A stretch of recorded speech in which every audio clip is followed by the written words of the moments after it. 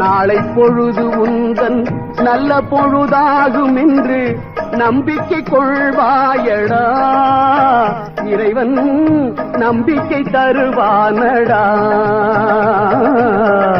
நாளை பொழுது உந்தன் நல்ல பொழுதாகும் என்று நம்பிக்கை கொள்வாயடா, இறைவன் நம்பிக்கை தருவானடா.